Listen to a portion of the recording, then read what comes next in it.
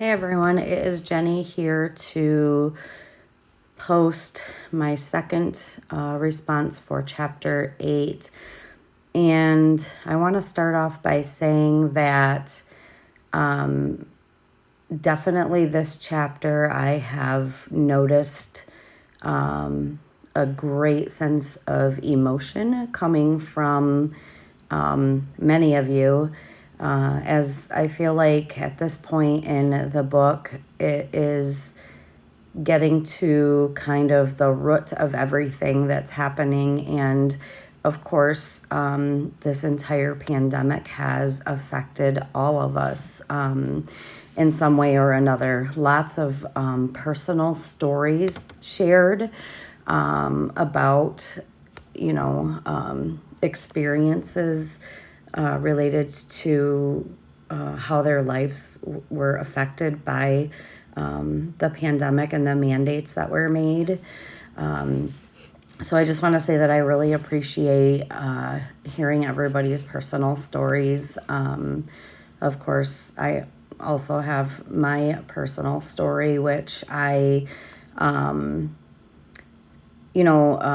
towards the end of watching everyone's post, it kind of brought back some, I don't want to say PTSD, but some bad memories about how, my job as an occupational therapist in the clinical unit comprised of speech therapists, psychologists, myself, or occupational therapy, and dietitians. We were given 4 hours to decide if we wanted to use our PTO or if we wanted to go work in group homes because they said that we were not essential. So the reason for that was that they were basically going to be expecting a staffing shortage in their group homes because people were walking off the job.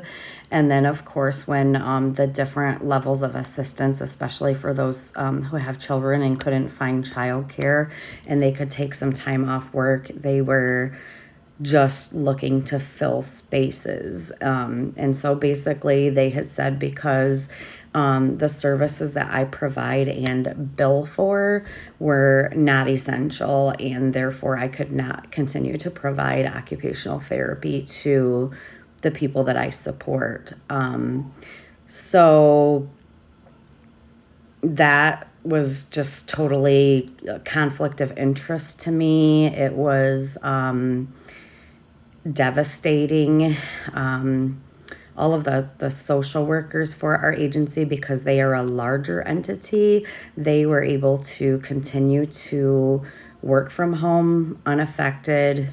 It was just our unit of 20 some clinicians, which was a perfect size for them to be able to fill some gaps. And my supervisor basically gave us that mandate, and as soon as we made our decisions, she basically hid under a rock and just worked from home and didn't communicate with any of us. So it was extremely disheartening. So I just wanted to share that with you. I know many of us were mentioning about the quote from Dr. Martin Luther King Jr., and that the big takeaway was our individual actions grossly affect the actions of others. And then again, the story of racial inequities, pretty much everybody had mentioned about how, the essential workers were the minority populations. And, going back to my story, in my world of the company that I work for, our unit is a minority unit. It's a lesser appreciated unit, and that's a whole nother ball of wax. But I could basically totally relate all of these things that were mentioned in the chapter to my actual job and what I've been going through as well. Again, the aha moment when I realized why the chapter was named, the room service pandemic, is that, a lot of us were doing all of that, Amazon orders, ordering food to be brought to the house, groceries and such.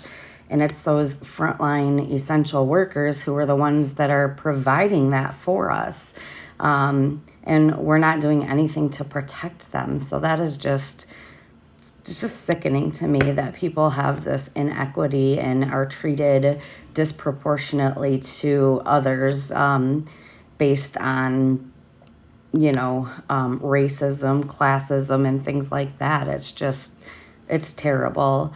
Um, Lots of people meshed with mine as far as my discussion about the exponential spread of the virus, and that was mentioned in several posts about the wedding example of, this many people got it, and then it grew to this many, and this many people died, and it just really highlights the contagiousness of this virus. One note that I did take was from Ellie. She had mentioned that she knew of people that were falsifying information regarding the contact tracing. And I've never heard of people doing that. And that was just crazy to me, because that is a very, very simple step that we can do to, try to take some responsibility for if we happen to be exposed to, not only like if I expose somebody, but if somebody exposed me, I would want to know it through the contact tracing method. So, I agree. It was a really, really good chapter, very informative. I can't really say my favorite chapter just because